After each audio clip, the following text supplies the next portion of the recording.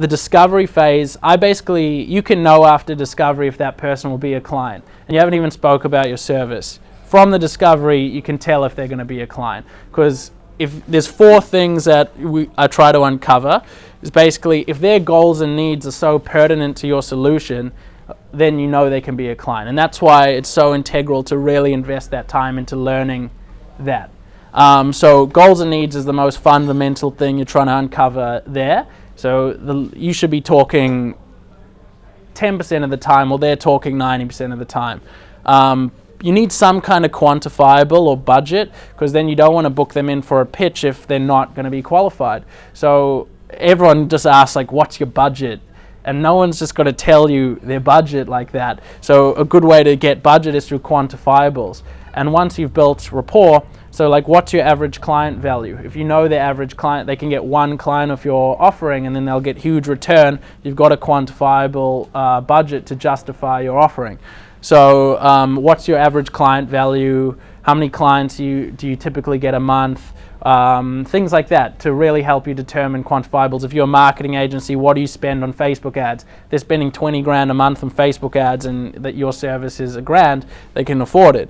Decision-making process is key. Like, are you even talking to someone in the organization who can make a decision? Or maybe they have a business coach that they take through every possible decision that they go through. You want that person to then be there at the proposal. So don't pitch to, I almost won't do a pitch if I can't get the managing director there, because a business developer, let's say he loves the offering, it's perfect for him to scale leads, he's obsessed with it, or she, there's no point, they've got no say at all. But maybe they do, like, you need to undercover that. Maybe they have a budget and they can make decisions. So you ask those kind of questions. How do you guys make these decisions? What's the makeup of your company to make these decisions? How do you know this will be the right decision for your company? Okay, if we're pitching to the director next week as well, what's important to the director? What's the key thing for them that's going to make this make sense? So you really need to undercover that. And then time frame's a big one. Like, let's say you're selling a software solution or digital marketing, and they are currently rebuilding their website and they're not looking at starting any marketing till 6 months. Is it really worth making this pitch and tailoring it if time frame isn't right? It's probably better to just build the relationship, be patient, and then contact them down the line. So here's some tips from the discovery, like listen, talking 10% of the time.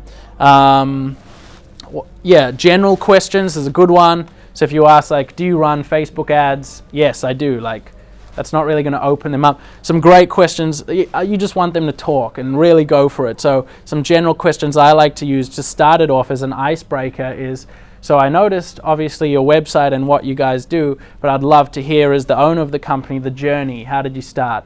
And they'll just waffle for 20 minutes on how they started their business and how passionate they are about it. And that's incredible. Like, you're building all this rapport, you're learning challenges, and that's just making you be liked by them straight away. So that's a great little general question I ask. What's the journey of your business? What's your marketing game plan? Like, it's general. They'll talk about marketing. What's your marketing strategy?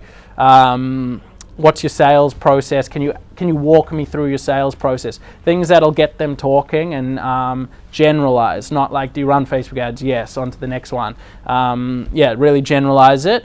And there's 3 things a prospect needs to love from you to be able to close. They need to love you. So the discovery, you achieve that by asking these general questions, because it's human nature. If someone's talking about why they're passionate about their business, they're going to love you. And if you're genuinely listening, they need to love your offering. That'll come in the pitch. So don't rush that and talk about that in the discovery. And they need to love your company. So that's, I guess, throughout the whole process, discovery and pitch. But just focus on making them love you and loving, like, your company at the discovery. Don't worry about making them love the offer yet.